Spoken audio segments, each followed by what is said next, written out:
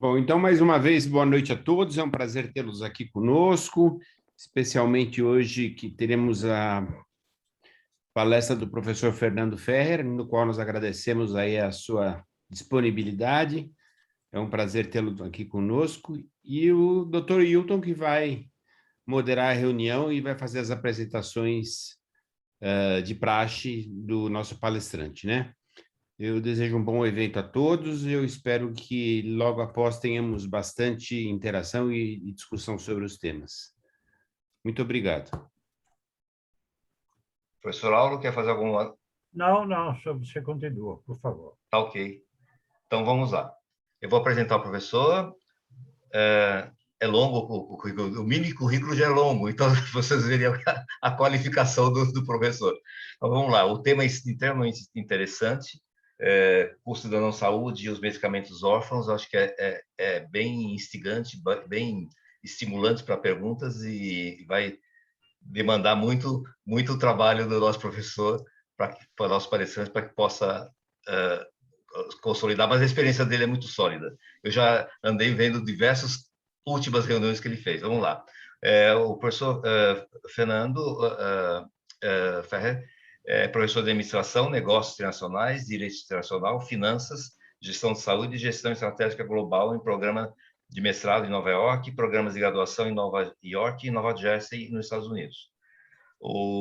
Ele é um líder comprovado em negócios de ciências da vida, com experiência global e internacional em estratégia e planejamento. É sócio-diretor da consultoria americana multinacional Partnership LLC, atendendo empresas líderes como Pfizer, Sanofi, Aspira e Eurofarma. No mundo corporativo, foi diretor-geral da empresa farmacêutica e ocupou cargos executivos em empresas como Roche, Pharmium e Celgene. Devido à sua trajetória profissional, Ferrer já viajou por dezenas de países das Américas, Ásia e Europa, enquanto morou nos Estados Unidos, Espanha, Suíça, Argentina e Brasil. Possui MBA e bacharelado em ciências e participou de programa de treinamento profissional na Columbia University, IMD, IES, está correta com a pronúncia, professor Ferrer? Sí, sí, es el IMD de Suiza y Sí. Instituto de Empresa de España. Ok. Instituto de Empresas e outras escolas de negócios. Professor Fernando Ferrer é um palestrante internacional em doenças raras, ciências da vida e tópicos relacionados a negócios e Latinoamérica. Ele preparou recentemente um documento apresentado por Associação de Pacientes na República Dominicana, solicitando à legislatura dominicana que promulgue uma lei para doenças raras, infrequentes e complexas. É membro de duas organizações de defesa do paciente. Ele é correspondente internacional da MAVE, aqui no Brasil, né, professor? Para pacientes que sofrem de doenças raras e é o presidente do Conselho Hispânico e Ibero-Americano do ICAM, para pacientes que sofrem de câncer. É isso. Professor, eu falei rapidamente, eu sou meio desártico nesse ponto. Por favor, fique à disposição para compartilhar conosco sua grande experiência. E obrigado. Inicialmente, já muito obrigado por aceitar o convite. Ótimo. Muito obrigado, Hilton. Muito obrigado, Michelle, Lauro, também por este convite. Agradeço à Academia de Ciências Farmacêuticas do Brasil, realmente por esta oportunidade de conversar com todos vocês. Gostaria de estar presente, para ver-se, tocar-se, como a gente faz, um abraço e essas coisas, porém, já vai chegar. Não, realmente para mim é um grande prazer estar aqui com vocês e poder compartilhar uma série de ideias. Como falei antes, uma forma bem eclética de ver as coisas e tomara que isto ajude a trazer outras perspectivas para todos vocês. E eu também gostaria depois, na parte de diálogo, perguntas e respostas, quando a gente consiga trocar mais ideias. Eu estou aceitando pessoas que estão chegando, mas acho que quando eu comece a falar, não sei se... Não, fica tranquilo, faço eu, Fernando, fica tranquilo. Eu estou por aqui também. Ah, tá ok, pode ficar tranquilo. Ok. Bom, então, vamos aí, vou começar compartilhando a tela, share screen, a ver. Aqui está. Aqui, share. Ok, conseguem todos vocês olhar a tela? Sim. Excelente. Bom,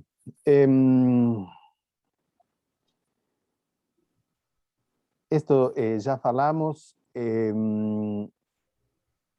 o resumo, bom, meu exceso de responsabilidad y conflicto de intereses. Estas visiones y opiniones expresas en esta sesión son de responsabilidad del presentador individual y no deben ser atribuidas a organizador o patrocinadores de este evento o patrocinador de la presentación del profesor Ferrer y a Multinational Partnership, la empresa a cual lidero. Y Multinational Partnership LLC fornece servicios de consultoría para esa industria de ciencias de la vida. Sus clientes incluyen industria farmacéutica. Porém, ninguna industria farmacéutica está sponsoreando mi presentación del día de hoy.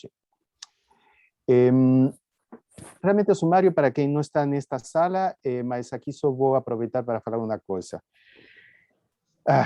Como ya no estoy morando en Brasil, tal vez mi sotaque está un poco más contaminado con otras pronuncias, mas cualquier duda, si alguna cosa no se comprende, para ahí, disculpa, no comprendí, y con todo placer el voto para atrás, porque yo sé que no necesariamente voy a estar hablando correcto portugués como todos ustedes saben y merecen. Entonces, por favor, disculpen de antemano que mi lengua portuguesa no sea tan perfecta como debería ser para esta presentación. Nossa agenda. Vamos falar do custo da saúde, o custo da não saúde. Vamos falar das doenças raras, pouco frequentes e complexas, portarias e leis no Brasil e depois conclusões e próximos passos. Vamos começar com gastos com saúde, América Latina, Caribe e Estados Unidos. Até aí vocês conseguem ver a tela? Sim. Perfeito. Antes de poder hablar un poco de los asuntos, tengo que hacer una pequeña definición de qué es Producto Interno Bruto o Producto Bruto Interno. Es lo mismo, hablar de una forma u otra. O Producto Interno Bruto mide o valor monetario dos bens y servicios finales, o sea, aquellos adquiridos pelo consumidor final por nós pessoas, producidos dentro de un país en un determinado periodo. Por eso no tenemos Producto Bruto Interno, puede ser trimestral, que comparamos y comparamos anual y tal. Por ejemplo, un trimestre, un año, y cuenta con producción gerada dentro de las fronteras, porém, con valor líquido entre exportaciones e importaciones. Entonces, dentro del Producto Bruto Interno tenemos o que las personas consumen, las despesas de gobierno, exportaciones e importaciones netadas. Gastos en salud de 2018. Esta es la última estadística publicada por la Organización Mundial de la Salud, completa para año 2018, 2019 y 2020, ainda no tengo datos oficiales, por eso estoy mostrando esta lámina. Y como vemos, todos estos países que tienen una legislación, algún tipo de legislación, algún tipo de norma de enfermedades raras, son estos países de América Latina, y cuando nos calculamos en la media del Producto Bruto Interno por país, no por habitante, estamos en 8,19%, que es a despesa en saúde que tem o país. Utilicé a palavra despesa, mas depois van a ver como vou contra essa palavra, inclusive. Quando vemos outros países da região, temos que não tem nenhuma legislação ainda, e olha justamente qual é o investimento em média que eles têm, 6,51% do seu produto bruto interno em saúde. E depois continuamos com os países del Commonwealth, que también no tienen ninguna legislación, y que son 12 islas do Caribe, más también Guyana, que estamos aquí en Sudamérica, y tienen 5,45. Entonces, por un lado, vemos que existe una cierta correlación entre cuántos países están invirtiendo en salud y cuánto realmente, y cuáles son aquellos que tienen alguna legislación en el área de enfermedades raras. Eu falei com o Commonwealth um par de anos atrás, e falaram, não, sabe o que acontece? Que nós temos prioridade com tabaquismo, câncer, cardiovascular, então enfermedades raras. Porém, em Inglaterra sí temos legislação que trabalha em enfermedades raras. Inclusive a rainha de Inglaterra, em um discurso em dezembro de 2019, falou que ninguém teria que vender a sua casa para pagar as despesas médicas. Porém, o resto dos países de Commonwealth ainda tem muito trabalho que fazer. E também temos trabalho para fazer aqui nos outros países de América Latina. Infraestruturas são investimentos. terminal portuário, estos da imprensa recentemente do Brasil, Ministério da Infraestrutura prevê investimento de 106 milhões em contratos de concessões de 3 terminais. Brasil deve investir 4,3% do produto bruto interno em infraestrutura e ser competitivo, diz Abdil. Porém, quando falamos de saúde, fala qual era o gasto diário em saúde no Brasil. Conta satélite de saúde do Estado, do PIB, foram gastos no consumo de bens e serviços de saúde. Então, quando falamos de infraestrutura, são investimentos. Quando falamos de saúde, são gastos. Não, está bem, a palavra gasto contabilmente é certa, mas a palavra investimento também. Por que não utilizamos investimento quando realmente a parte mais importante do planeta são as pessoas, lógica, a natureza? Ok, vamos ver um pouco esta conta satélite.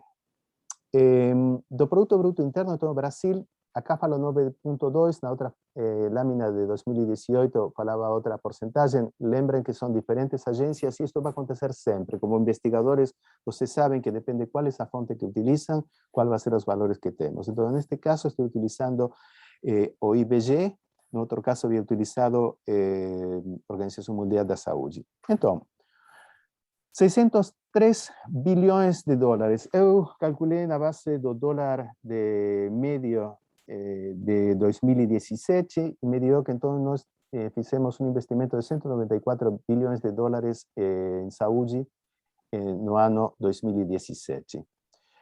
E nossa população nesse momento eram 207,8 milhões de pessoas. Hoje em dia somos 213. Então temos 3,9% do PBI são despesas pagadas pelo governo e 5,4% do PBI são despesas pagas por instituições sem fins de lucro a serviço das famílias. Então, per capita, isto significa que no Brasil, ano 2017, última cifra publicada oficialmente, temos um investimento ou despesa de R$ 2.941, equivalente a 939 dólares. Lembremos, 939 dólares, investimento per capita em saúde. Esta é a conta, em outra publicação, mas estas são as cifras, aqui à direita, ano 2017, e aí eu tirei, então, desses 603 milhões, quanto é o gasto em medicamentos. Então, 18% da despesa ou de investimento na área de saúde no Brasil, 18% foram medicamentos. Ok, então, bom, e essa informação, como fazemos? Bom, vamos comparar com um país que está sempre nos olhos do Brasil, que é os Estados Unidos. Ok. Lembremos que na média do mundo, o investimento do Produto Bruto Interno em saúde foi de 10%. Mesmo assim, Estados Unidos tem um investimento de 17,9% para o ano 2018, também última publicação oficial. Um investimento de 20 trilhões de dólares. Não sei se vocês conseguem, eu não consigo colocar essa cifra na minha cabeça. Consigo falar, escrever, mas não consigo pensar em quanto dinheiro são 20,5 trilhões de dólares.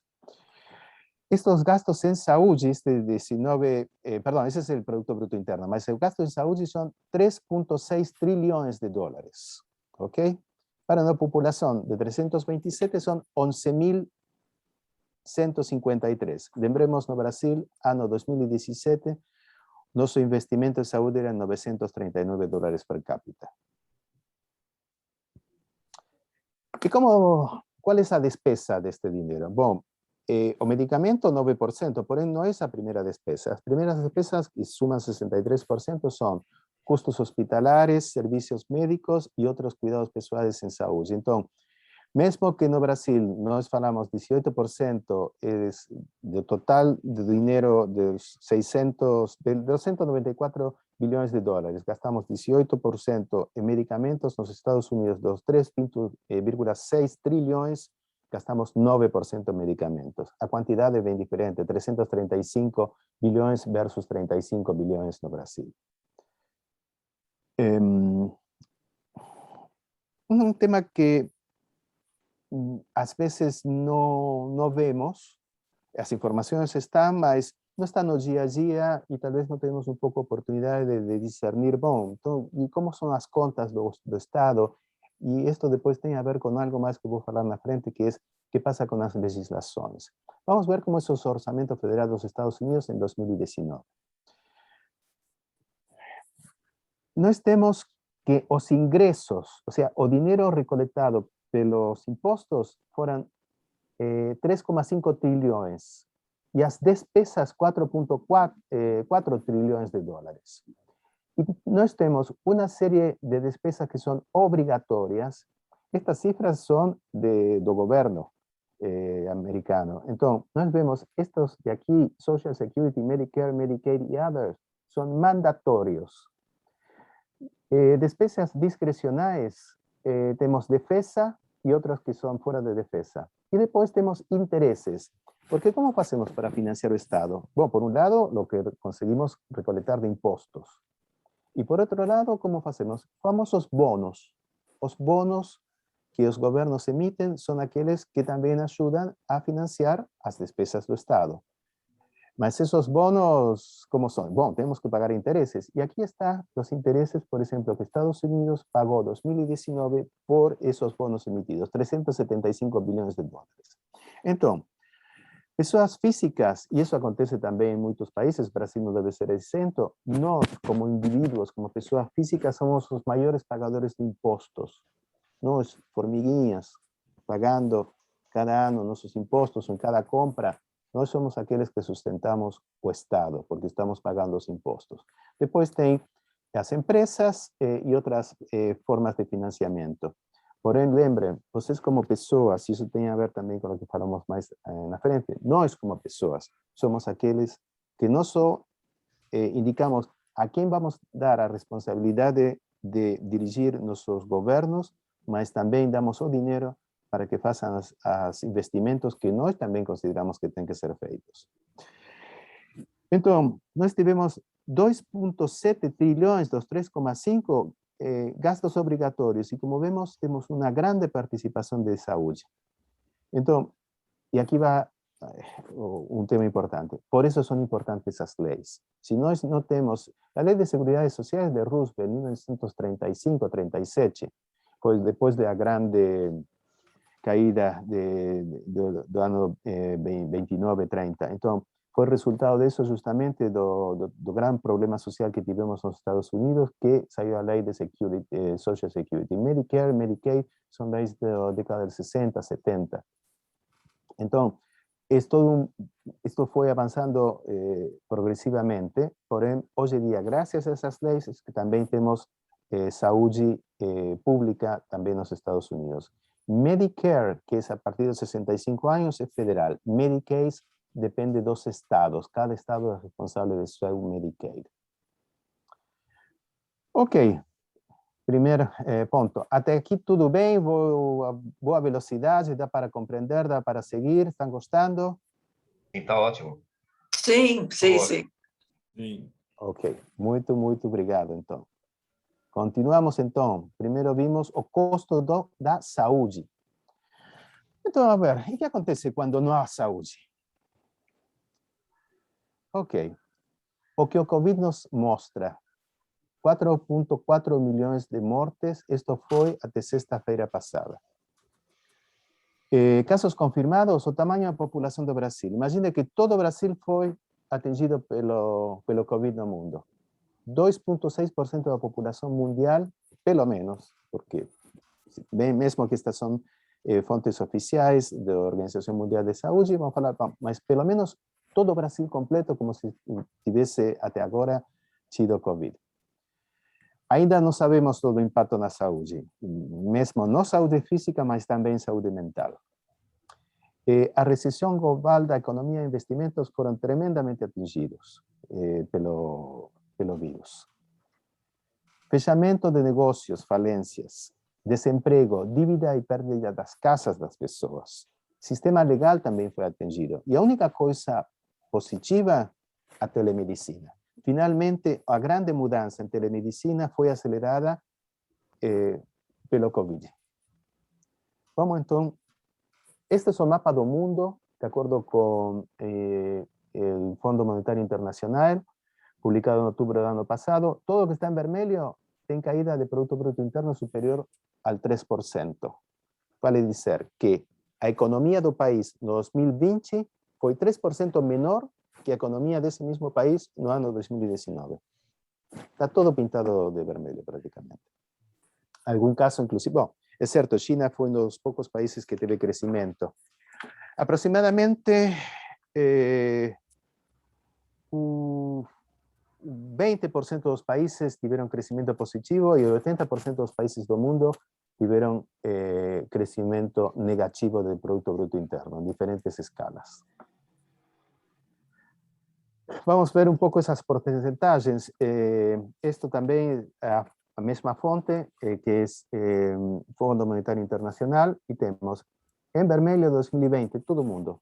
Estados Unidos 4,3 negativo, Canadá, Brasil, México, Latinoamérica o Caribe, aqui aberto Caribe tanto, Centroamérica 7,2, Sudamérica 6,6, União Europeia 6,1%, e as principais economias, as G7, são os maiores 5 países da Europa, Estados Unidos, Canadá, Japão, 5,9%. E o mundo caiu, como nós vimos em vermelho todo, 3,3%. Então, veja o impacto que teve o Covid, mas aqui depois vou fazer outra reflexão acerca de que significa este impacto de Covid. Talvez vocês alguma vez ouviram falar de investimento estrangeiro direto, Foreign Direct Investment. Nós temos uma publicação cada ano da UNCTAD, United Nations Conference Trade and Development, maio de cada ano. É um documento de quase 300 páginas, mas onde você tem por indústria, de que país a que país, não tem por empresa, mas sim você vê os movimentos de investimento que temos entre países. Entre 2020 e 2019, 2020 tivemos um movimento de, 2019 tivemos um movimento de 1,4 trilhões de dólares. E ano 2020, 859 bilhões. O que significa? Isso significa que tivemos menos 630 bilhões de dólares em investimentos passando de um país a outro. E América Latina ou Caribe, perdimos 37% referente ao ano anterior em investimentos. De 160 bilhões de dólares que estamos recebendo da América Latina, e Brasil um dos grandes receptores de investimento, caiu a 101, 37% recebimos. E isso o que significa? Bom, que os países em desenvolvimento caíram 12%, e a grande caída foi 69% dos países, as economias desenvolvidas. Ou seja, esta vez as economias em desenvolvimento não sofremos tanto, porém 12% é bastante. Para nós, economias em desenvolvimento, agora quando falo nós, estou parado em América Latina. A vezes falo nós, estou parado nos Estados Unidos, desculpem a confusão. Falências. Mais de 600 empresas nos Estados Unidos tiveram falência. JCPenney, Hertz começou, o negócio de Hertz começou alugando Ford T, e ano passado, como as pessoas não viajavam e tal, tiveram que apresentar falência. Uma coisa para diferenciar, falência não é liquidação da empresa.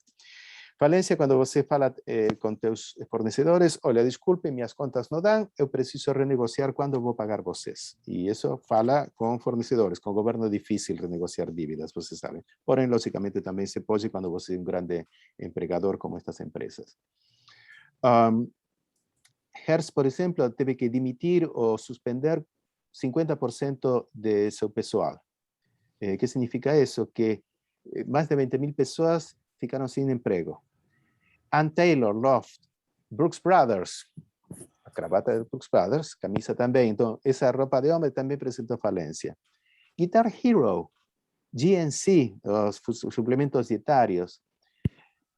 Lord & Taylor, bom, como vocês sabem, todo o que eram grandes tiendas, grandes superfícies, também foram muito golpeadas. Empresas que procuravam petróleo. Lembra que, inclusive, o valor de petróleo chegaram a pagar para que as pessoas ficassem com o petróleo, em lugar de que você vendia o petróleo no momento ano passado? Esta otra empresa, Frontier de Telecomunicaciones, también presentó convocatorias. Empresas de aeronavegación, aerolíneas, un monte presentaron convocatorias, o sea, falencia. Entonces, o impacto dentro da economia, nós já vimos o impacto de crescimento do Produto Bruto Interno, já olhamos também que aconteceu com o crescimento de todas as empresas, e agora vemos falências. Eu visitei Brasil agora a segunda quincena de julho, que inclusive aí teve a grande alegria de encontrar-me novamente com meu querido amigo Lauro. E só andando, eu estava morando a 3 quarteirões do Shopping Morumbi. Só andando também 3, 4 quarteirões alrededor, esto es lo que eu peguei fotos. Uma padaria fechada, aluga, vendo, aluga, fechado, vendo. Realmente esas falencias nos Estados Unidos no son alheias para o resto da economia do mundo. Vemos justamente que essa caída do Produto Bruto Interno que víamos no Brasil, nos Estados Unidos, realmente está refletindo na vida e lo que vemos no dia a dia. Desemprego e dívidas. Estos são artigos do periódico New York Times. Dice, onde vamos conseguir todo esse dinheiro que devemos?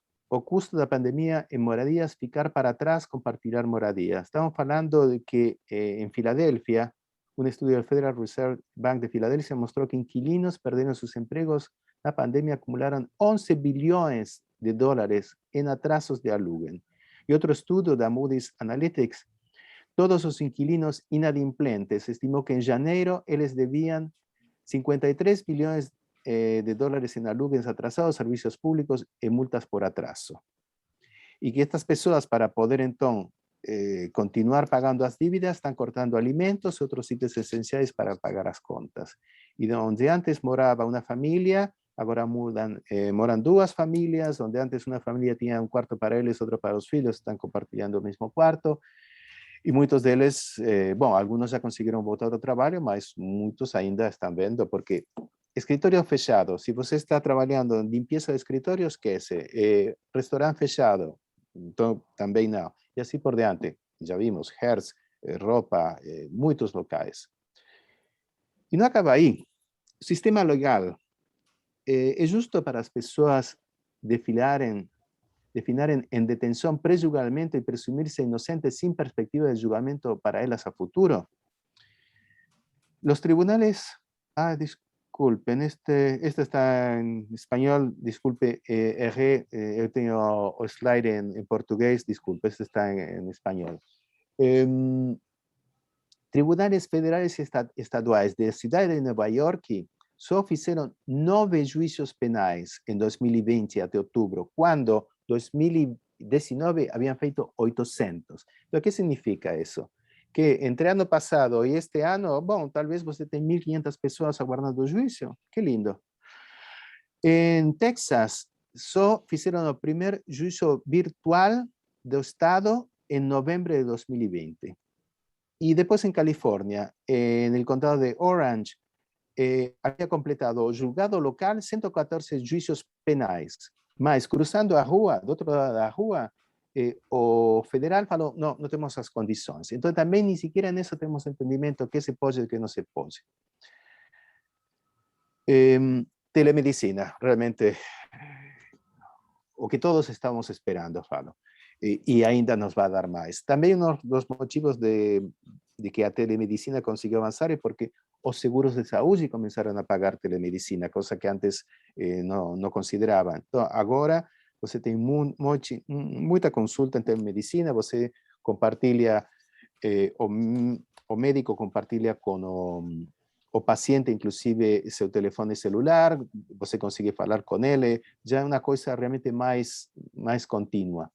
Eu agradeço justamente o Josh Smith de Metoba, que justamente mostrou esta lâmina que temos que as pessoas, em geral, estão aceitando muito mais ter acesso à telemedicina, ou seja, não só, ou seja, as pessoas aceitam, os sistemas de saúde aceitam, os médicos aceitam. Isto é realmente uma grande vantagem para poder avançar nisto.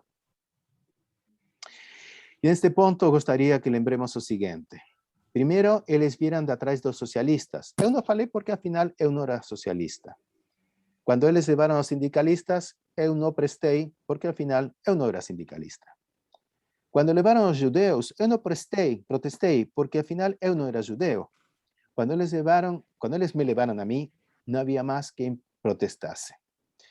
Então, esta situação de todo o que nos trouxe Covid foi um pouco isso. O sea, foram levando as coisas aos poucos e nos fomos quedando e olhando até que depois vemos como muito desapareceu e realmente temos a esperança de muitas coisas volver a construir. Mas lembremos que reconstruir ou construir leva muito mais tempo que destruir. Destruir, infelizmente, é muito mais rápido.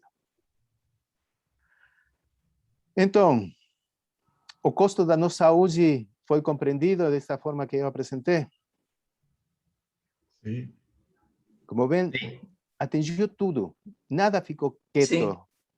Todos nós, e ainda estamos justamente com os problemas, e ainda vamos ver mais desses, infelizmente. Vamos falar de enfermedades raras que afetam milhões de pessoas no mundo.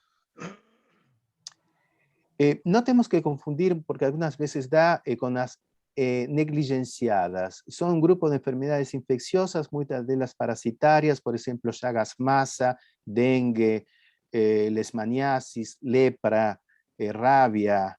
Entonces, esas son las enfermedades negligenciadas. Y eso você tem nuevamente en la Organización Mundial de la Salud. Y continuamente, cada tanto tenemos alguna nueva incorporación. Ahora son 20 reconocidas y principalmente son problemas por saneamiento urbano y realmente son cuestiones muy a nivel salud pública y en qué medida están satisfaciendo las necesidades de toda la población, servicios de salud y como falei también, saneamiento urbano es muy importante. ¿Cómo comenzó este asunto de las enfermedades raras? ANORD, que es National Organization for Rare Disorders, es una asociación de pacientes que comenzó a hablar justamente más de las necesidades que teníamos, o que tenían los pacientes que sufrían de enfermedades raras, y el diputado Henry Waxman, diputado de California, del Partido Demócrata, trabajó justamente sobre una legislación que fue asignada por el presidente Reagan en enero de 1973. Y a partir de entonces, esa se fala a Orphan Drug Act. Entonces, esa Orphan Drug Act surgió justamente, y esto es la página del GARD, que es excelente. Después voy a mostrar un web link para donde vocês consiguen olhar más acerca de las enfermedades raras, doenças raras.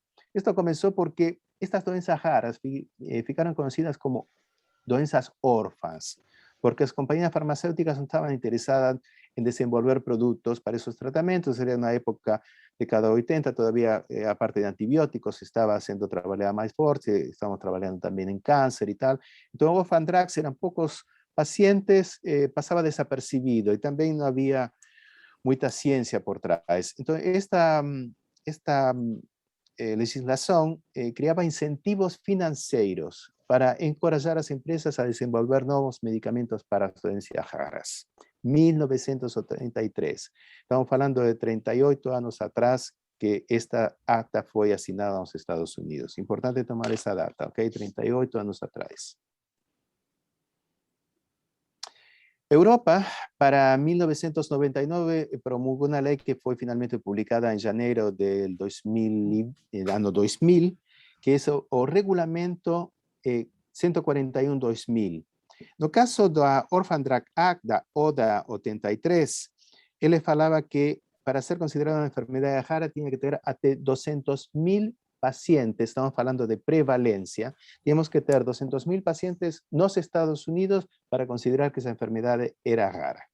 No caso de Europa, fala de 65, está aquí, 50 pacientes por cada 100.000 habitantes. La Organización Mundial de la Salud fala de 65 pacientes por cada 100.000 habitantes y al portaría de Anvisa a 199 de 2014, também fala de 65 pacientes por cada 100.000 habitantes para considerar que seja uma enfermedade rara.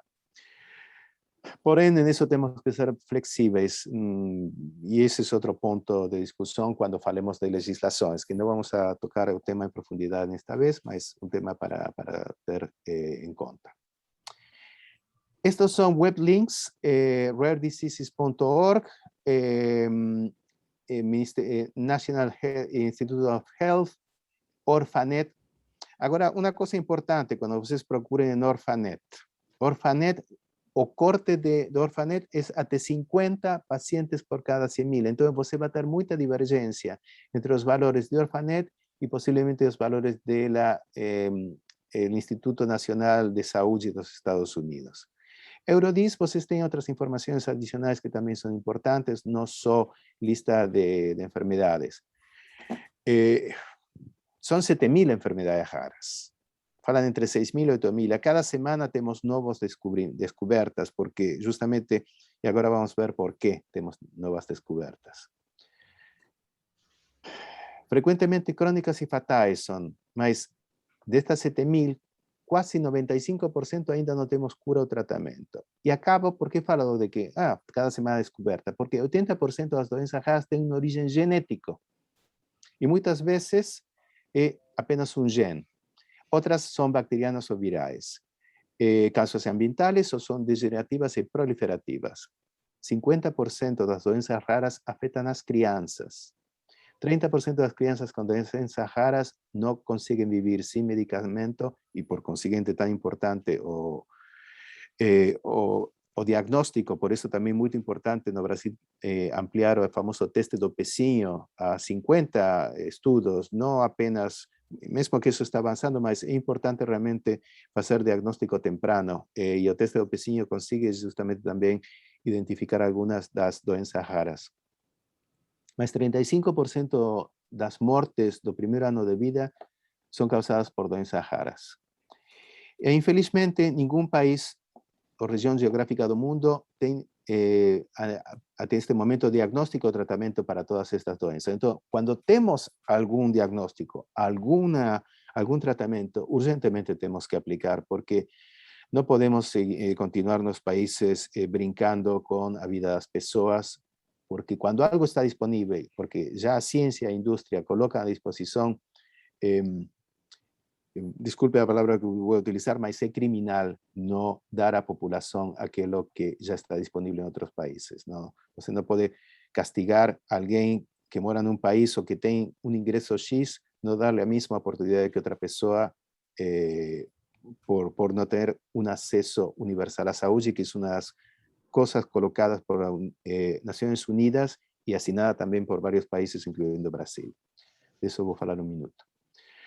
Houve uma atualização em Nature que pegaram todo o que está publicado em Orphanet. Lembre que o corte de Orphanet é diferente, então, porque fala de 50 por cada 100.000 e fala que sobre 6.172 doenças raras, que praticamente 72% são genéticos, 70% são início exclusivamente pediátrico, e falou que encontrou entre uma prevalência de 5 a 80 por cada 100.000, um pouco que falava antes, que 65, 50, esses cortes também temos que começar a pensar de outra forma.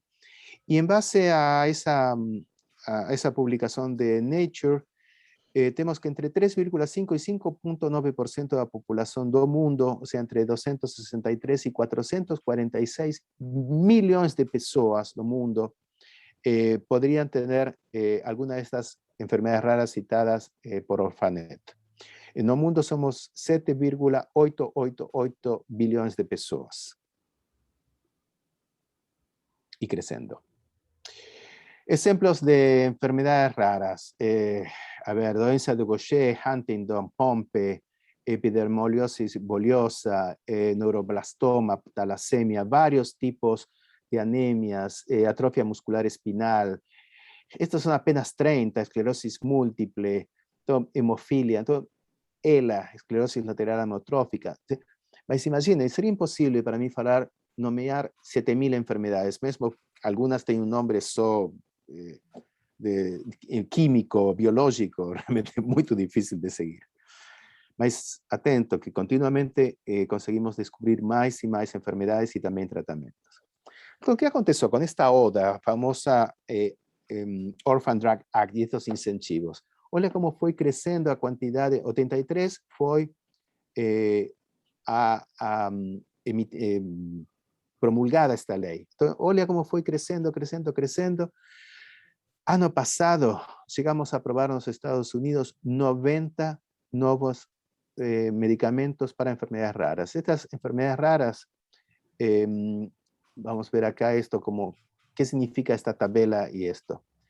En media, 66%, perdón, esta primera solicitadas es cuando eu faço una aplicación na FDA y eles me aceitam e falam designado. Designado já permite justamente ter acesso aos fondos ou essas exenções de impostos. Então, é muito importante chegar a ter uma designação. Também com designação, eu consigo começar a exportar o produto. Ou seja, alguns produtos que entram em outros países é porque estão designados. As legislações permitem que designada já permita que o produto comece a ser utilizado por médicos y pacientes en países mismo que ainda no están aprobadas de la FDA o por la EMA, la European Medical Agency, mesmo no estando aprobadas, ainda pueden ser utilizadas en varios países. Então, olha como foi o impulso que tomaram. Mesmo assim, só 11% de aquellas que son apresentadas consiguen ser aprobadas y sería sobre el total apresentadas y por sobre as designadas 17%. Por eso cuando vemos también el famoso custo de desenvolvimiento de una droga de este tipo, podemos comprender que o suceso de 11% sobre o meu trabalho de desenvolvimento es realmente un incentivo poco importante que me permite entonces una recuperación. Por eso también o precio de estos productos, porque precisa tener recuperación de las despesas y también conseguir a desenvolver o a ganar lucro para poder desenvolver nuevos productos. Si no es debut y despedida, presenté esto y toda mi tecnología, todo el conocimiento que tengo en la empresa no continúa. 9.000 solicitaciones. 5.990 drogas fueron designadas y aprobadas 1.003. Estas son cifras oficiales que yo acabo de revisar justamente de Access Data FDA Gov. Nuevamente, ustedes van a encontrar en otras fuentes, otros valores, mas esto yo conté un por un cada año todas aquellas que fueron feitas. Y esto es muy importante. Falamos 1.003. En 38 años, lembra que falei 38 años es importante, mas 605 aprobadas son los últimos 10 años. Entonces, veja cómo se aceleró todo este desenvolvimiento.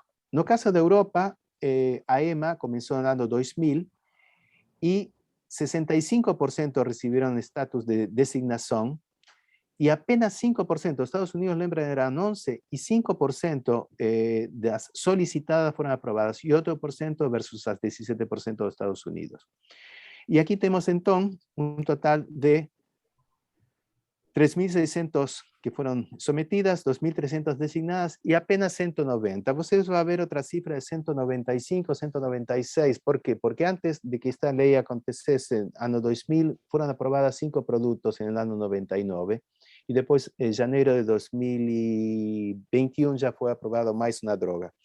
Entonces, por eso, a diferencia entre lo que fala estadística após la legislación y otros valores. Y atención, nuevamente, de los 190, 127 aprobadas los últimos 10 años. Entonces, como vemos, esto se está acelerando. Cada vez más productos son sometidos a tecnología, nos está llevando cada vez más longe. ¿Qué acontece en el Brasil? No hay datos estadísticos oficiales para todas las doenças raras, no. Pues si você quer datos de doenças raras, tem que hablar con asociaciones de pacientes. Entonces, no es fácil hacer una estimativa real de cuántos pacientes tenemos, mas considerando esa prevalencia que indiqué en un estudio revisado o publicado en Nature de 5 0,9% y con una población hoy en día de 213,5 millones de personas, teníamos entre 7,5 a 13 millones de brasileños sufriendo algunas doenças raras, poco frecuentes, baja prevalencia o complexas. Este vídeo no voy a mostrar a vocês, es de caso de espinal muscular atrophy, atrofia muscular espinal, mas, no, desculpen, mas o que fala mais es que camina más distancias, levanta-se sozinho do chão quando ele está brincando y cae, pedala una bicicleta ainda y también anda de scooter sozinho, se consigue balançar sozinho y el mayor desafío es que alcance su independencia y no se sienta una crianza diferente. Pensa em vocês mesmos, ou se alguém de sua família que você conhece não consegue fazer tudo isso quando é uma criança. E pensa em vocês se tivesse alguma forma de diagnóstico ou tratamento. O que faria você? Este es otro caso, Asociación Minera de Mucopolisacaridosis. Infelizmente, Claudio, les voy a mostrar solo una pequeña.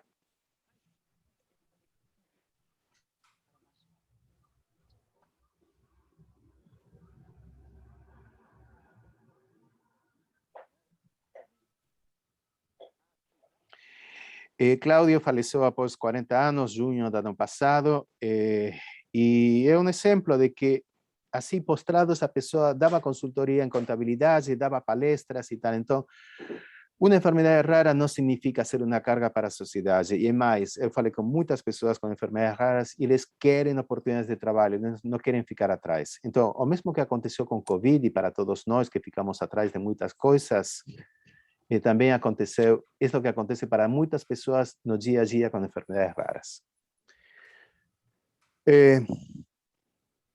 Então, falamos custo da saúde, custo da não saúde, falamos de enfermedades raras para dar um entendimento. E qual é a situação que temos no Brasil? Bom, temos uma portaria, a 199 de 2014, justamente que fala aos 65 pacientes por cada 100.000 e define também enfermedades raras.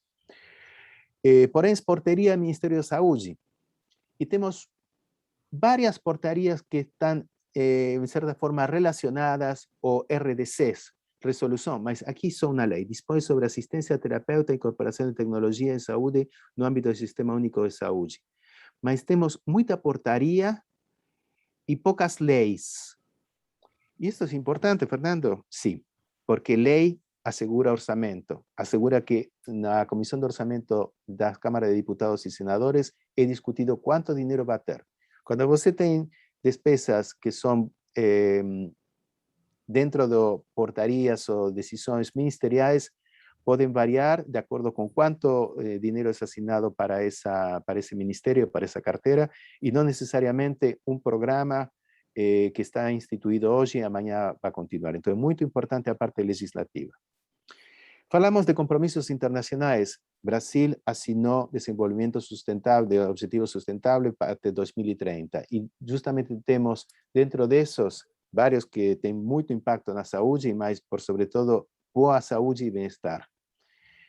E além disso também assinou com a Agenda Sustentável para Américas 2018-2030, todo de saúde. Também Brasil assinou isto. A inclusão justamente é uma das palavras-chave para esta agenda, que também tem que estar completa para 2030.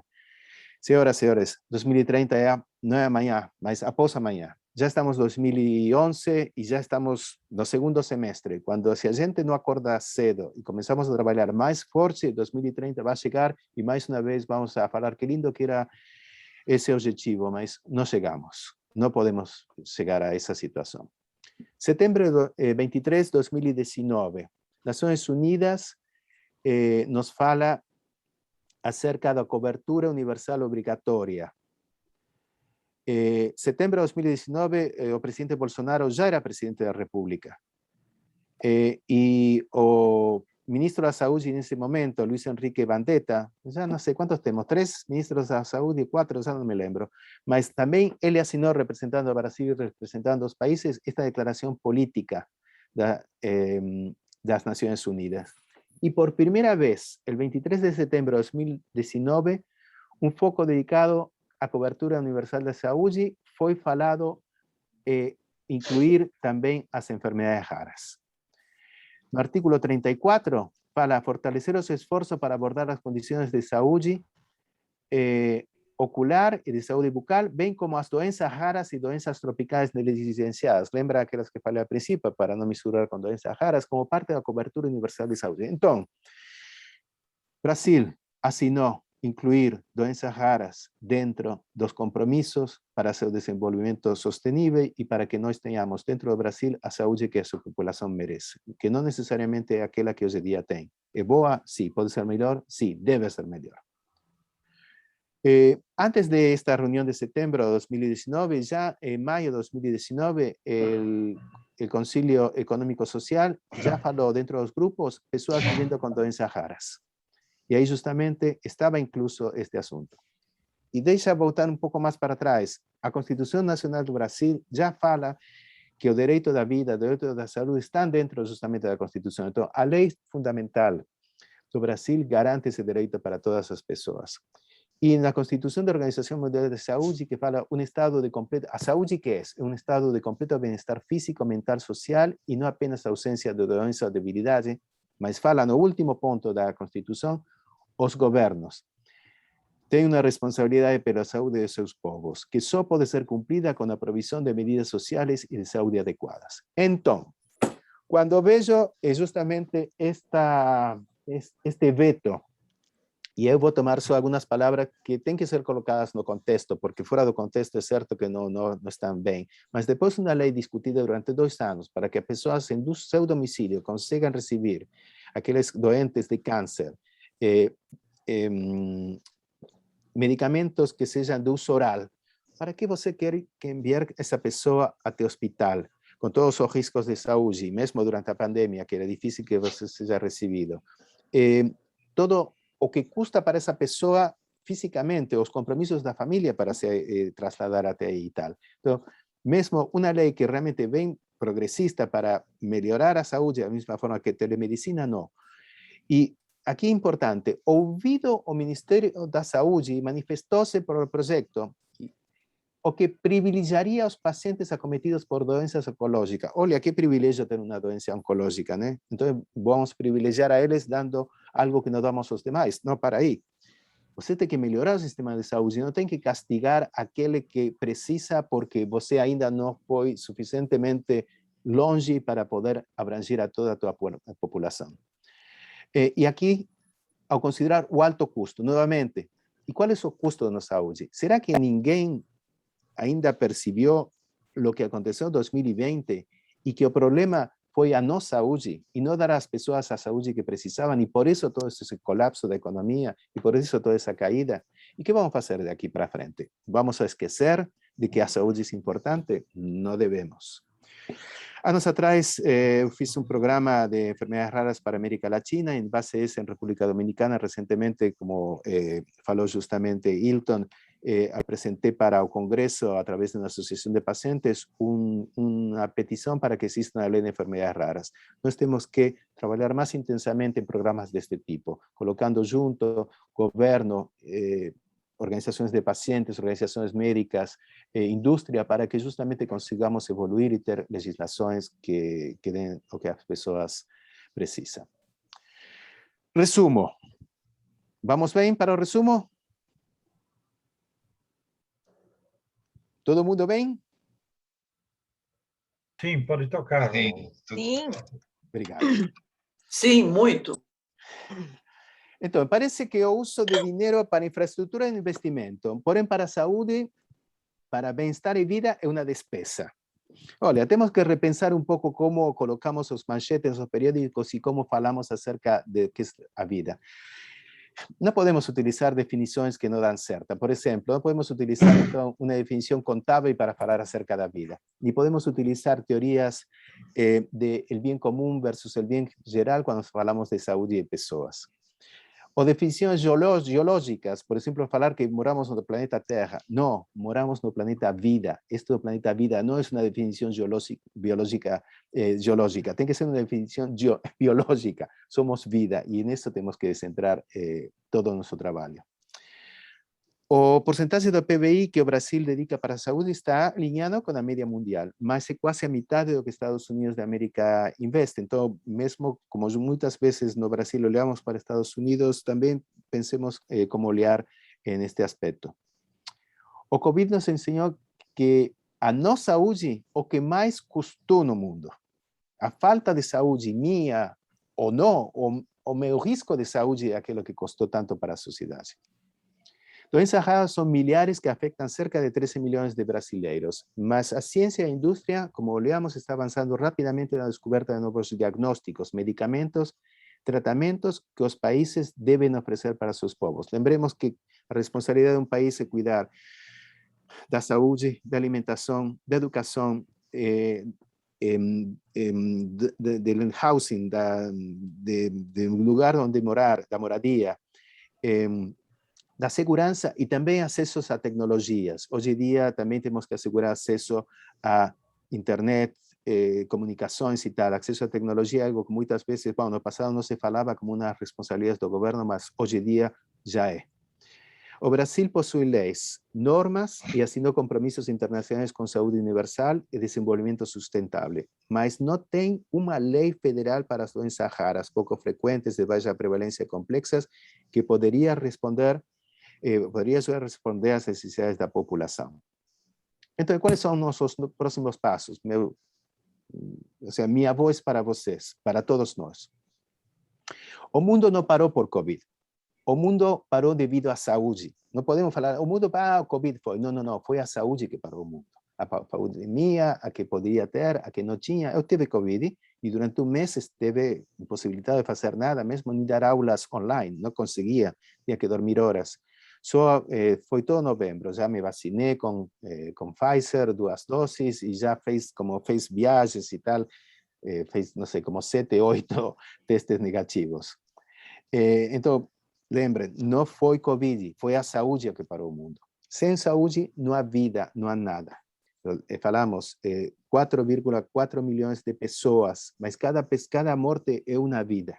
O Covid nos ensinou algumas das restrições subidas que sofrem as pessoas com doenças raras a cada dia, ou aquelas que têm enfermidades debilitantes e fatais. Há vários cânceres também.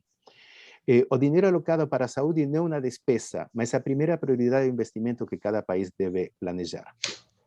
A ciência e a indústria estão avançando cada vez mais rápido em soluções para doenças raras e essas descobertas e inovações devem chegar a todos, porque a saúde é um direito, não é um privilégio. E como profissionais e cidadãos, vamos a envolver ativamente junto às pessoas, associações médicas e de pacientes. Vocês são pessoas altamente educadas, com muita presença na vida pública. Vocês realmente são parte importante daquilo que pode levar a mudança que precisamos para todos nós, para vocês, para seus filhos, para as próximas gerações, para seu vecino, para qualquer pessoa que precise. Então, associações médicas de pacientes, indústria, poderes de Estado, organizações internacionais, para que haja leis que garantam o acesso universal à saúde. E se me permitem, era um par de prosas que minha mãe sempre me falava.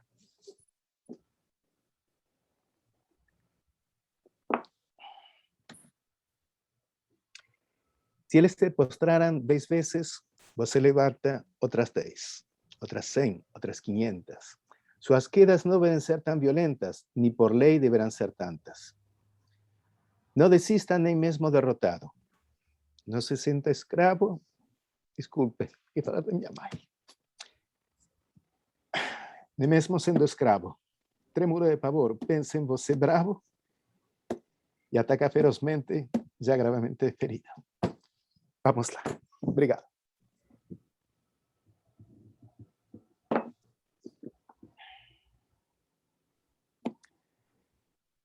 O Fernando, agora você baixa o seu compartilhamento, por favor. Pronto. Hilton. Obrigado. Cadê o professor? O Fernando está tomando uma água. Isso. Muito obrigado por compartilhar seu conhecimento e compartilhar sua emoção no último chat que apresentou. É comovente, comove a todos nós. Compartilho também do seu sentimento em tudo. Muito obrigado, velho. E expressar sentimento publicamente é algo que é notável, algo que é uma graça, na verdade. Acho que foi muito feliz no encerramento da sua apresentação. Acho que tem algumas perguntas no chat. Eu vou fazer primeiro algumas colocações, se me permitem, rápidas. Primeiro, parabenizar, muito obrigado novamente por compartilhar esse conhecimento, que tem muito mais conhecimento a ser compartilhado, mas conseguiu consolidar e unir diversos pontos dessa cadeia de problemas e soluções, vamos dizer assim, dando a solução, né? Isso é muito importante. Quando você detecta um problema, se vai atrás de uma solução. Muito importante durante a palestra toda, a comparação de gasto e investimento. Na verdade, a saúde não é gasto, é investimento. Concordo, na minha opinião também, concordo com você. O sistema quando comparou os sistemas de saúde, eu acho que a comparação de sistemas de saúde, aí vai a minha opinião, e eu gostaria de escutá-lo. Os Estados Unidos têm um sistema de saúde diferente do Brasil, né? Em relação inclusive a saúde universal e aos programas que você citou, Medicare, Medicaid, na verdade são programas que são um colchão de amortecimento de amortecedor, né? E você, mais um ponto é que você tocou no assunto dos fármacos, né? dos medicamentos que são solicitados, designados e aprovados. A pergunta objetiva: o sistema de saúde, primeiro, eu quero compartilhar mais um exemplo, e eu acho que boa parte de nós compartilhamos o mesmo. O que falta nas doenças, as órfãs, na verdade, eu acho que não falta em qualquer estudo, falta estudo de farmacoeconomia, que a gente chama, né? Então, você para ver o impacto que na saúde, às vezes 10 pessoas, 10 pacientes são ao longo do tempo que ele permanece, né, durante a vida. Então, é muito maior o impacto que aí sim é um gasto, né? Porque passa a ser algo que podia ser amortizado. E aí vem o problema de acesso à medicação, né? Porque a medicação posta disponível para esse público, ela é cara, né? Então, haja visto o que foi o assunto que você tocou sobre os oncológicos via oral, tá? Na verdade, ali tem algumas situações que passam por saúde privada, saúde pública, uma série de coisas. Tá? O acesso, muitas vezes, é judicializado. Eu acredito que nos Estados Unidos é a mesma coisa. E para poder ter acesso a essa medicação, você tem que, muitas vezes, recorrer à judicialização. Tá? Então, esse é por isso que associações de pacientes ou de cuidadores de pacientes são muito importantes, e você frisou isso. Então, basicamente, eu queria fazer esse comentário, são mais reflexões, a sua palestra tem muito de social, socioeconômica e antropológica, porque, na verdade, nós somos antropologia pura, na verdade, não é sociologia apenas, é antropologia e sociologia. A espécie humana depende disso, e nós dependemos de tudo que você colocou, resumidamente. Basicamente é isso. Eu fiz algumas perguntas já nos meus comentários, eu não sei se você quer comentar alguma coisa, e eu vou vendo o chat para ver as perguntas que existem. Em quanto ao registro desses produtos, as guias, o que acontece? Justamente você colocou, tem pequeno número de pacientes. E outra coisa, estamos aprendendo, eu não sou médico, mas um pouco por leer tanto de esto y trabajar tanto palestras y tal, y congresos, o sea, intercambiar ideas. A mesma enfermedade son novas para os médicos e a enfermedade vai evoluindo. Lembro uma vez uma palestra que estava com Mauro, com Lauro, lá em Brasília, que um médico pediatra fantástico, ele falava que os pacientes pediátricos não são adultos menores. Sim. E muitas vezes, então, as pessoas pensam em algumas enfermedades de adultos e querem extrapolar para a criança e, logicamente, não dá. E o mesmo acontece com estas enfermedades raras. A mesma enfermidade vai evoluindo de uma forma que não se conhece. Então, é muito difícil ter guias clínicas para aprovar um produto que seja para uma enfermedade órfana, uma enfermedade rara, que quando temos uma enfermedade cardiovascular. Nós temos produtos aprovados nos Estados Unidos para enfermedades raras com dezenas de pacientes. Mas se você quer aprovar um produto para diabetes ou cardiologia, você precisa miles de pacientes. Então, a guia vai estar aí para esses. Eu diria que nesse caso, por exemplo, no caso de oncologia, afortunadamente você tem essas guias oncológicas que são desenvolvidas nos Estados Unidos, o NCCN, onde você tem, por exemplo, mieloma múltiplo ou síndrome mielodisplásico, que são cánceres dentro de lo que entra pela sua prevalência dentro das enfermedades raras, porém nem sempre vai ter. E aí vem o grande desafio. O SUS não pode estar solicitando o mesmo que para essas outras enfermedades para as enfermedades raras. As enfermedades raras precisam outra vara. Você não pode medir uma enfermedade rara, a informação que você tem, por aquilo que indiquei, porque sabemos pouco, porque são poucos pacientes espalhados pelo mundo, tem diferentes etnias, tem diferente alimentação, diferente environment. Então, tem tantas coisas diferentes. Não é um estudo clínico assim, onde você consegue randomizar e colocar todo junto e ter um desvio estadístico insignificante. Não, aqui você não vai ter isso. Então, o que vamos fazer? Vamos aguardar até ter e vão morrer todos. Sim. Então, esse é o grande desafio, que entre dentro do critério também como fazer. O mesmo para incorporar novos estudos clínicos. Que vamos fazer? Todo, não, preciso isso. Não tenho tudo isso. Estamos aprendendo. Mas não vou utilizar de cobalhos as pessoas. Compreendo, mas como fazemos para chegar a um ponto intermédio no qual, se tenho toda esta ciência e tenho todos estes pareceres, podemos avançar? Hay que colocar um pouco a cabeça além do que vínhamos fazendo. Esse é o grande desafio. Sim, concordo. Eu tenho uma pergunta, eu vou da Sinara Portes Araújo.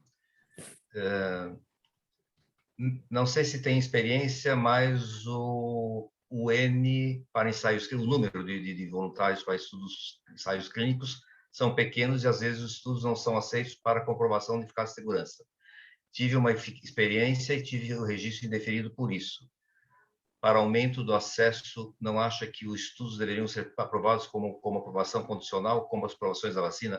É mais ou menos o que você já colocou no último comentário. Deu para compreender? Sim, mas tem outra forma. Por exemplo, em Inglaterra, o NICE. Sim. Desculpe, vou utilizar uma palavra que pode soar estranha, mas negociam com a indústria. Por exemplo, ok, eu aceito este produto, você em tanto tempo me tem que fornecer esta outra informação adicional. Ou seja, isso é... E também isso vai relacionado ao pagamento. Ou seja, é toda uma mesa para consertar. O que fazemos? Deixamos que as pessoas continuem morrendo, aceitamos o que temos.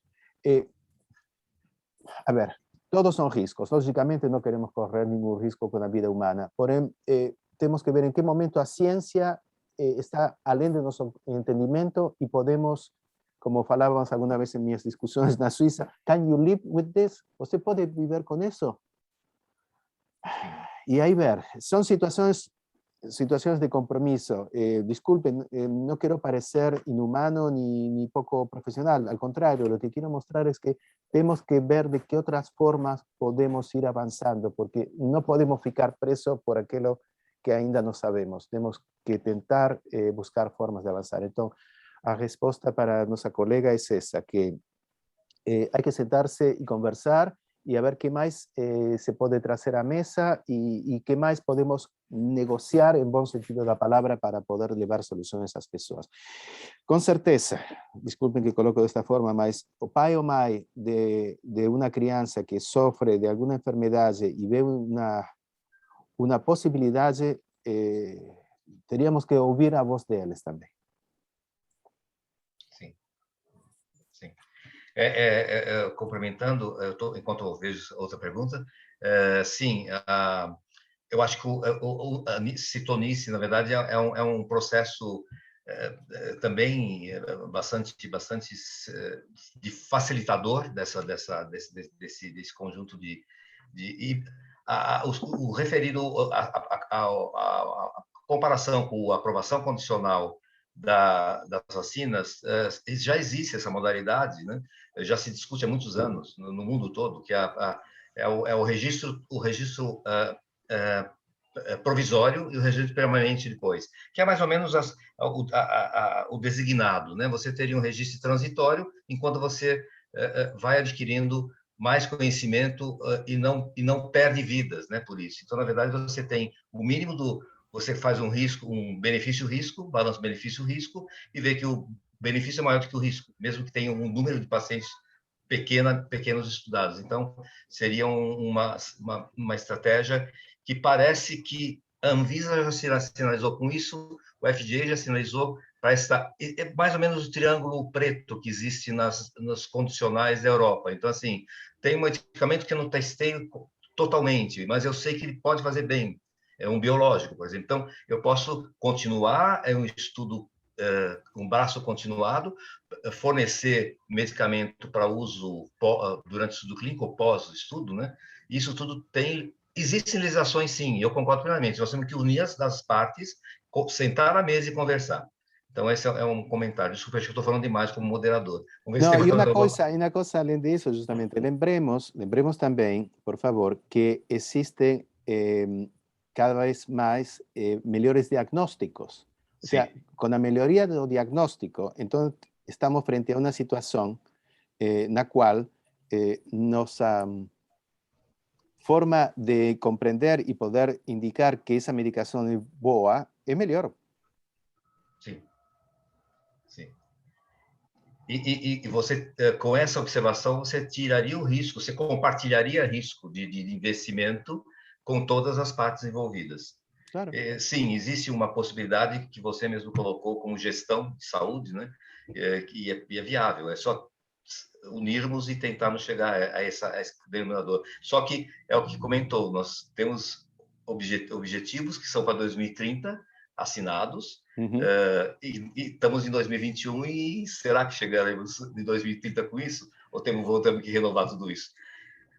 Tem uma pergunta do doutor Agostinho, é isso? Quer abrir o microfone, professor Agostinho? Doutor Agostinho, faça pessoalmente. Isso, por favor. Sí, muchas gracias. Profesor, el primer gran problema es el diagnóstico, ¿verdad? Quizás en este sentido, ¿no? Los profesionales de la salud deberían quizás de recibir alguna formación adicional, ¿no? En este tema tan complejo y tan importante. ¿No es cierto? Totalmente de acuerdo, Agustín. Se habla que demora 5 años una persona con una enfermedad rara de tener un diagnóstico y a veces más. Yo he preparado, bueno, para la República Dominicana inclusive 15 puntos que una ley de enfermedades raras debiera tener. Y uno de los temas es justamente el entrenamiento o también centros de excelencia. Y ahora que tenemos mayor expansión de lo que es la telemedicina, un centro de excelencia no necesita tener en el mismo hospital a todas las personas. No, lo que necesita es tener una red y saber para esto con quién podemos hablar o hacer abierto con varios profesionales al mismo tiempo y tener un consenso. El presidente de Estados Unidos, Roosevelt, tuvo una enfermedad rara, que el primero lo diagnosticaron como poliomielitis, y resulta que el señor Franklin Delano Roosevelt tenía lo que después se entendió como que era el Guillain-Barré, el síndrome de Guillain-Barré. Entonces, está bien, estamos hablando de los años 30, cuando su primer diagnóstico fue a los 39 años, en 1921.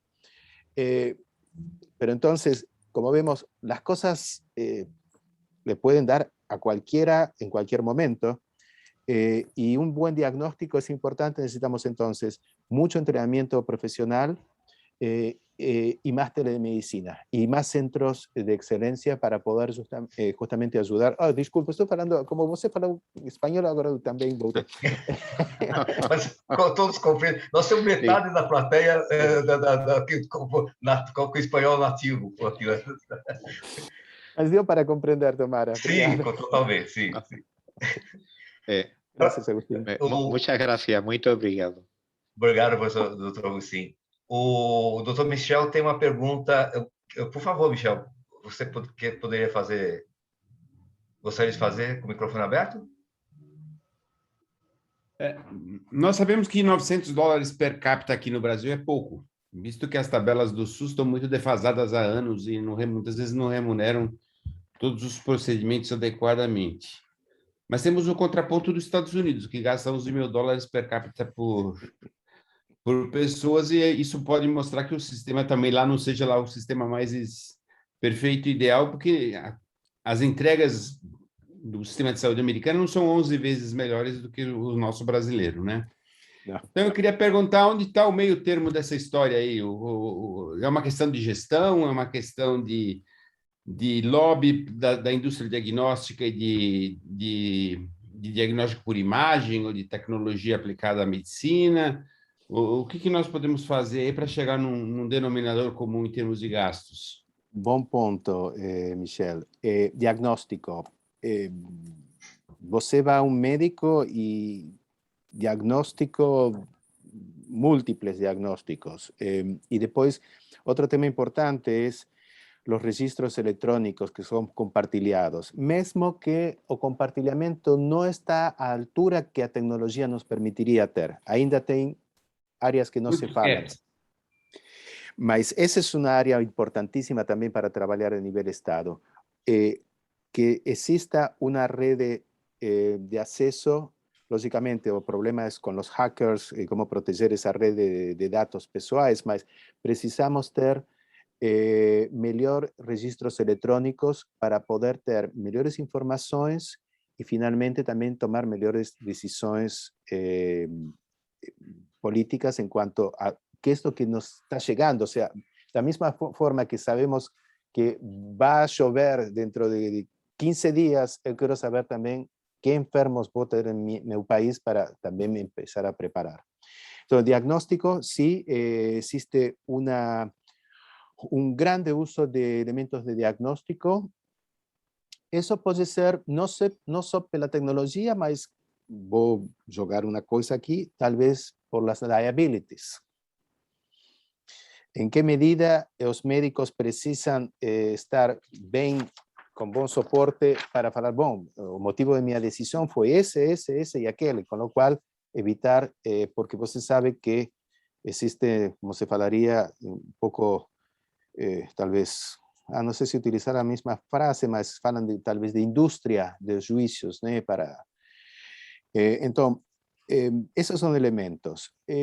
No necesariamente el sistema americano es eficiente, no consigo falar de que es toda una perfección, esto es un reloj suizo. No, posiblemente tenemos mucha despesa que podría ser mejor feita.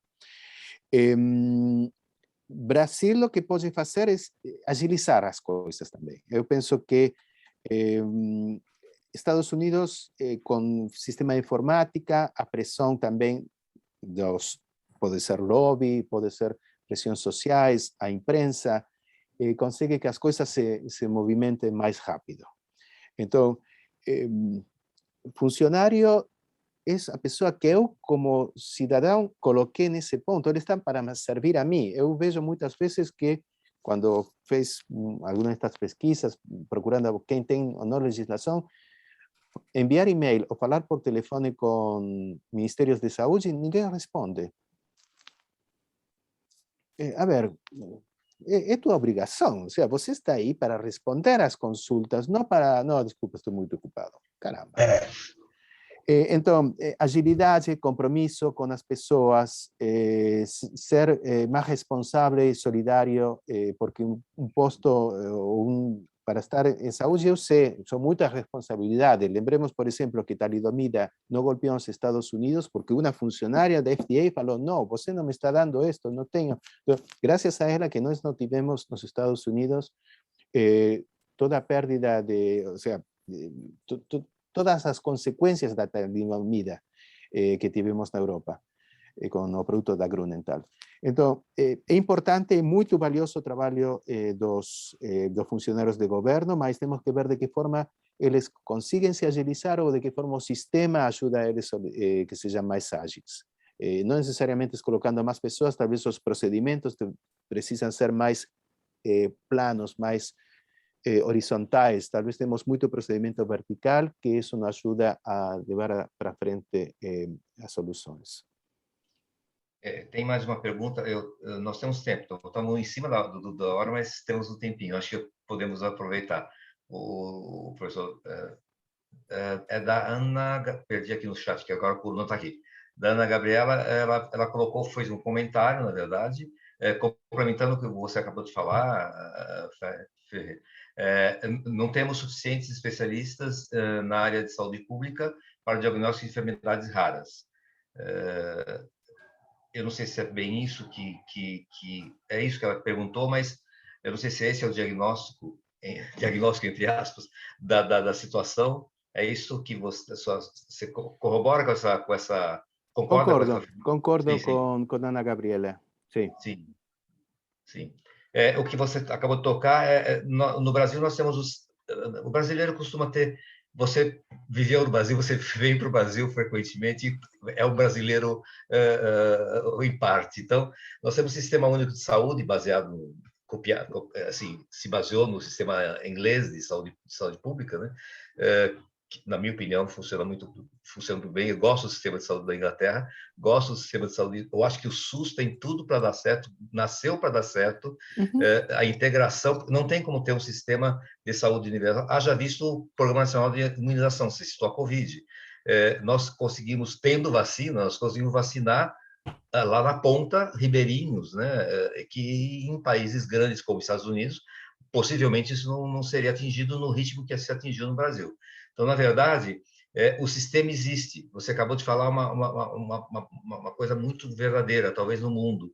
Você manda mensagem para a Anvisa costuma responder porque tem protocolo, tá? Então, na verdade, assim, quando você vai ter eles são obrigados, eles têm, por lei, 90 dias para fazer dar a resposta. Agora, para o Ministério ou para algum... Existe realmente uma demora, talvez uma burocracia desnecessária, na nossa opinião, e o que atravanca realmente o prontuário eletrônico que você citou, que poderia estar muito mais avançado, junto com a telemedicina, a teleconsulta, que se aprendeu a utilizar na pandemia, apesar do Conselho Federal de Medicina, eu sou médico, na verdade, ser um pouco contrário, entre aspas, mas estou regulamentando, eu sou totalmente favorável, né? Eu utilizo a telemedicina, a teleconsulta, então, na verdade, assim, funciona, diminui custo para todo o sistema, lógico que não substitui o ato médico, né? Não substitui se examinar o paciente. Agora, sim, para acompanhamento, uma série de coisas tem validade. O que falta, na minha opinião, eu gostaria de só complementar o que você colocou, ver se você tem mais alguma complementação, unificar, uma ferramenta unificando justamente esses elos todos que existem, já estão no sistema, já estão no ecossistema de saúde. Precisaríamos só unir esses elos. Na verdade, os elos existem. Eu não sei nem se é falta de especialista para a saúde pública. Tendo um especialista que possa centralizar nele algumas consultas, por exemplo, 100 consultas, que ele possa dar o diagnóstico, você não precisa ter 1000, pode ter 50. Então, na verdade, você consegue otimizar o diagnóstico e, em consequência, o tratamento. É isso que é mais um comentário do que... Sim, ou seja, tem que descentralizar também, não pode colocar tudo junto, talvez isso seja o problema das pirâmides, destas linhas tão longas, em lugar de ser flat, está piramidal, está muito alto. Tem que encontrar formas agilizar más eso. Con o assunto também da vida virtual, muitas coisas foram mudando e muitas coisas vão continuar mudando. A relação entre as pessoas, a relação de como o trabalho é feito. Nós vimos que podemos ser eficientes trabalhando desde a minha casa, com meu cachorro do lado, eu consigo bem. Então, temos que ver justamente como estamos à volta, sem perder o foco. O foco realmente é continuar avançando, ser melhores, inovar, descobrir, implementar. Então, mas para fazer tudo isso, temos que revisar qual vai ser nossa forma de trabalho. E aí, se me permitem, eu quero insistir com o último que coloquei, que é, vocês são profissionais de altíssimo nível, todos vocês têm uma participação na vida profissional, pessoal, pública, talvez. Ajudem a levar a voz, falem com seus representantes, não deixem que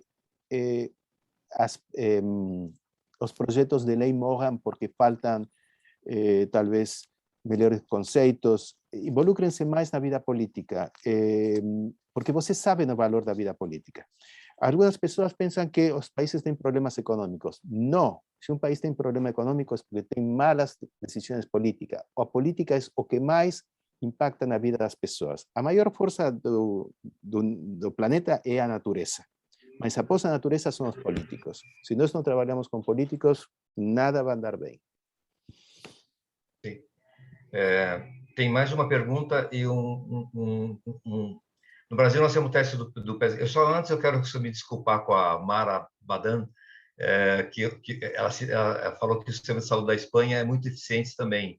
Há uma informação tanto particular como pública, como público. Na verdade, a Europa como um todo tem um sistema social, né, uma saúde social bem focada. A França também tem. Eu citei a Inglaterra porque, pessoalmente, eu gosto do sistema da Inglaterra.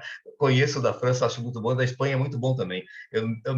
Minha filha está em Portugal, funciona em Portugal também o sistema de saúde lá. O médico de família funciona, então a medicina primária funciona. Bom, nós estamos adiantando. Tem mais só um comentário que é: o diagnóstico preciso é fundamental para se iniciar o tratamento, como você já falou, né? Com isso, o Brasil tem buscado ampliar o teste do pezinho, aquele teste que você conhece da genotipagem. Mas o tempo em que esse diagnóstico é realizado, aqui, às vezes, o resultado dos testes demora 45 dias e o resultado pode chegar tarde demais. Então, ela está comentando justamente que o diagnóstico tardio, né?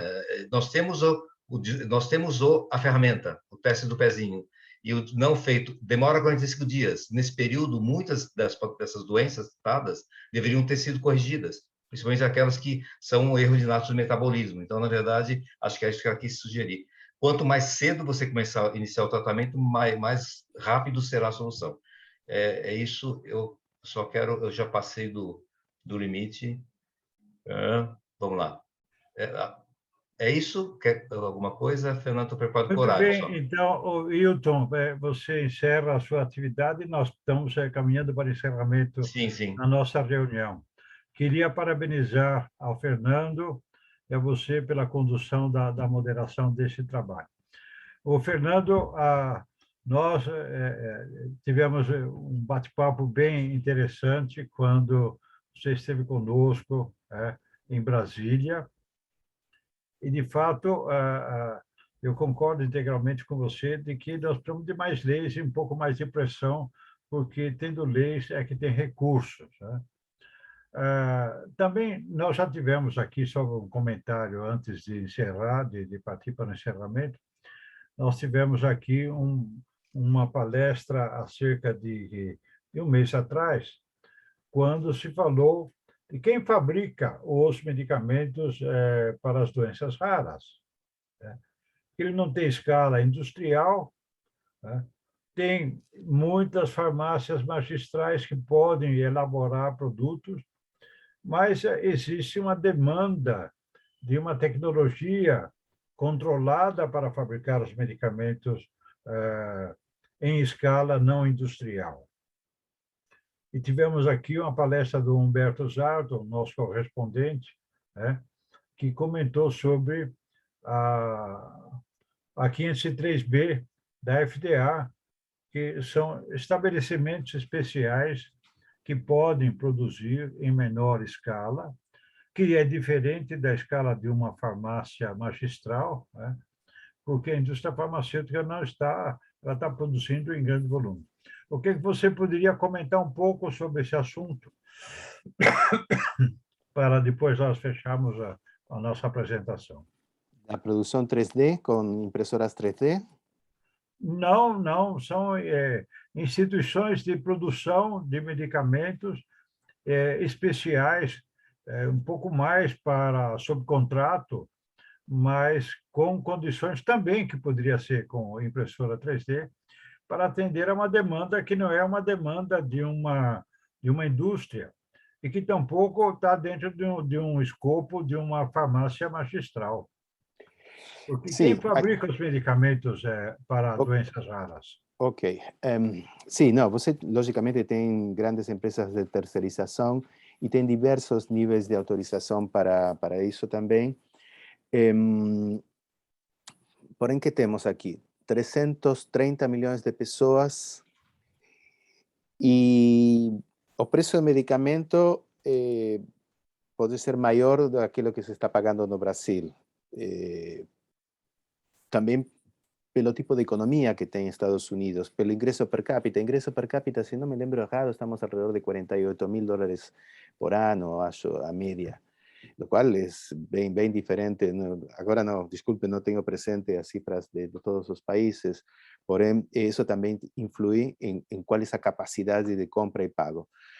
De fato, as empresas estas de enfermedades raras, quase todas elas producen terceros. Bueno, lógicamente Pfizer no, Sanofi no, mas que son empresas que también, Novartis, que tienen productos para enfermedades raras.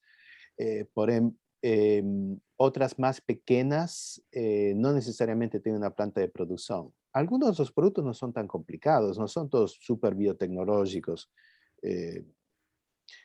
Lenalidomida, por ejemplo, que ahora es de Bristol Myers Squibb. Es una cápsula de gelatina mole y es una molécula pequeña, no es un producto de alta tecnología. Existen producciones inclusive en la India de genéricos y tal.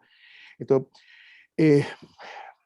ahora, ¿qué acontece? Para poder llegar a eso también precisamos una política que nos permita conocer cuántos pacientes tenemos. Hoy en día no existe ante donde un buen registro de pacientes a nivel nacional no Brasil. Entonces, sin eso también es muy difícil ver qué soluciones tenemos. No sabemos el tamaño del bicho que tenemos que salir a cazar. ¿Con qué vamos a andar? ¿Con qué vamos a salir? Y ahí está un poco la dificultad de dar una respuesta. Igualmente, y aquí va otro asunto, en marzo de este año una portaría 400 y tanto de Anvisa prohibió el ingreso de medicamentos acompañados por personas. Entonces, si você, eu sou um paciente que estava comprando exterior porque no Brasil não tinha acesso a esse medicamento e estava trazendo, ou algum familiar ou alguém estava trazendo para mim, a Anvisa agora falou já desde março, não entra. Por quê? Por tema de canabidiol e por tema também de as vacinas. Inclusive, qualquer produto refrigerado de 2 a 8 Celsius não consegue entrar no Brasil como bagagem acompanhado, lo cual afecta a um monte de pacientes. Então, un poco lo que falábamos, às vezes a Anvisa tiene una solución y de repente, no, ahora no puede. Es como cuando fechan una rua que você fala, mas esta rua siempre iba para lá, agora algún iluminado colocó, no, agora no puedo dirigir para lá. Entonces, como fala, un poco más de coherencia. Muito bem. Muito obrigado, Fernando. Eu passo agora a palavra ao Michel, mas antes queria dar um aviso ao nosso pessoal que está nos assistindo todas as segundas-feiras. Nós, na próxima semana, não teremos nosso webinar, que vamos ocupar o período para uma outra reunião. De modo que aguardem as comunicações da nossa secretaria para as próximas atividades.